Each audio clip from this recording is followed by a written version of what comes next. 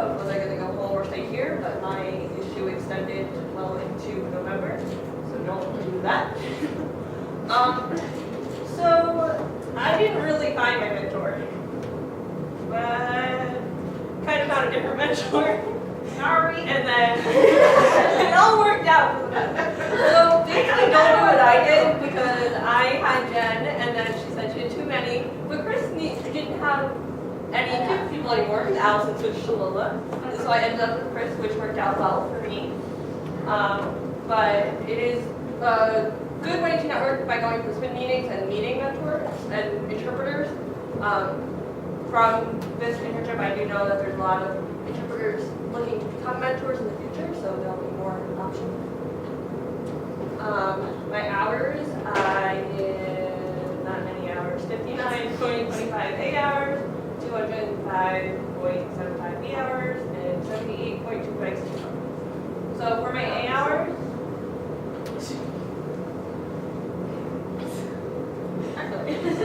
for my A hours, I got a lot of them doing MMA classes, which was a really good experience because the deaf client there knew that all the interpreters were students, and he was super helpful because MMA was a new thing just in general for me. I'd never seen MMA before, so for things that he had signs for, he would give us signs, and he was very understanding when we would have a little bit of trouble.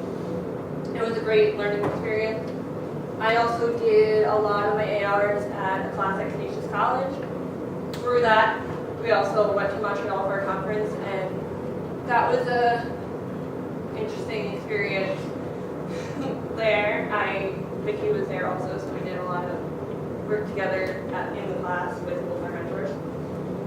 I did some medical checkouts, and I did have an opportunity to interpret a cooking class, also with Vicky, which was new also when the interpreter that was currently interpreting looked at me and said, "Do you want to interpret?" And I said, "I don't know that many food signs right in this second."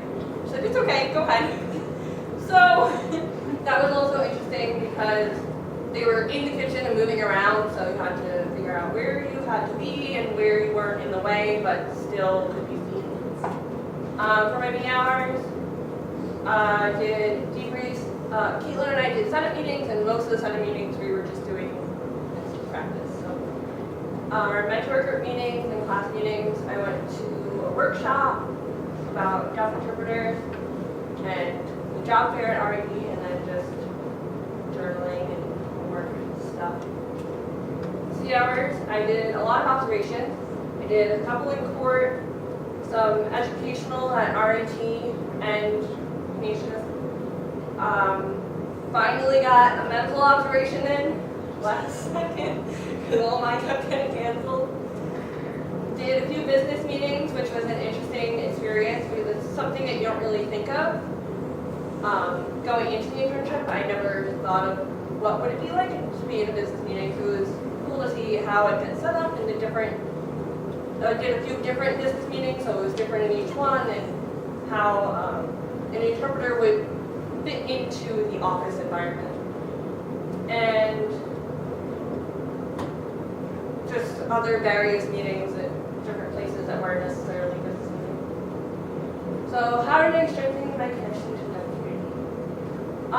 Through all the observations and interpreting that I did, I got to meet a lot of different deaf people, and some of the observations I did, I was able to socialize through that.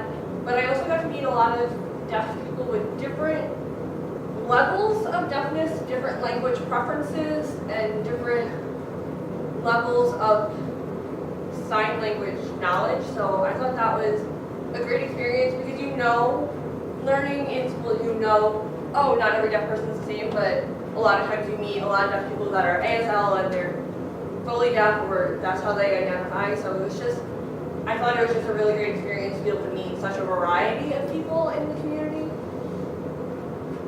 Hardest lessons to learn. You may not agree with everything everyone does that you observe. People have different ethics as you go out in observation. And one of the hard things to do is to decide when you're debriefing, is it something that's okay to bring up, or is it something that maybe you should just talk to your mentor about later and just keep it in the back of your mind. This isn't something that I feel like I want to do. And also, for me, interpreting is not a job with a set schedule. Not only is it not a Monday through Friday, same hours every day, but you could get all the way to an assignment and find out it's canceled, or drive halfway there and find out it's canceled, or the student's not coming. So you have to be prepared for ever-changing, which for me, I always like to be on time for things, and I like to know what I'm doing. So that was a learning process throughout this semester. Some of the best memories, I did an observation at a BOCES conference, and the first presenter, one of the interpreters there was Jen. The first presenter did this whole act, and he balanced stuff on his chin, and he took the shoe off of the other interpreter and wouldn't listen to her when she didn't want to go on stage, so I just thought it was funny. Doing MMA, I learned you have to always be very aware of your surroundings. I had a few people almost roll into me or onto me, so that was just a fun thing to do in general, but it was definitely memorable, almost getting knocked out. And the trip I took to Montreal was just overall one of my favorite experiences of the semester. Some things I learned there, some Canadian things. Don't go to Walmart after 5 o'clock, it is closed. And it is possible to sneak across the border. You just have to go at 2 o'clock in the morning in Watertown, it's fine, you just lay down the back seat.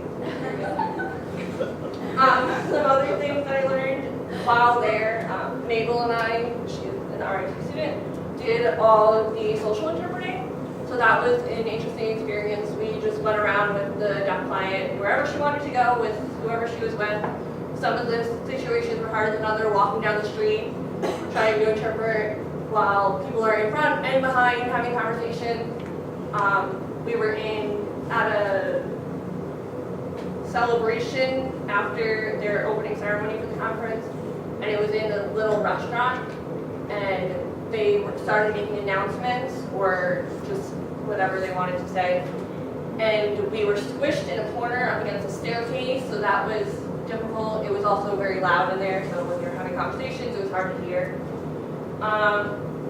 Also through that, have confidence in what you're doing. It will make you better in general. And don't apologize for anything that you do. Also know what you're qualified for. If you shouldn't be doing something, don't agree to do it, no matter how much you're being pressured by anybody. Some advice, know your weaknesses, because that is what's going to help you improve on them. If you don't know what you're doing wrong or what you need to fix, just gonna keep doing it wrong. Everyone has a bad day sometimes. If you recognize that you have a bad day, that's the best thing, because at least you know you did that. You'll do better the next day. Be confident in yourself again. It does make a difference in your signing. Be confident in the fact that you can sign, and don't be scared when an interpreter you're observing or your mentor tells you, okay, you're on. Be aware of the client. Like I said, I met a lot of different deaf people with different levels of deafness and ASL skills. So I was at the RIT job fair observing an interpreter, and the deaf client she was working with had just started learning sign language. He spoke for himself, and he needed everything very English because he didn't understand ASL. The deaf client I worked with at Kinesis spoke for herself, and you had to know that half the time she wouldn't look at you because she has a cochlear implant and can hear most of the time, but you still have to be aware for when she does need you that you know what's going on and can pick it up right wherever she needs you to. And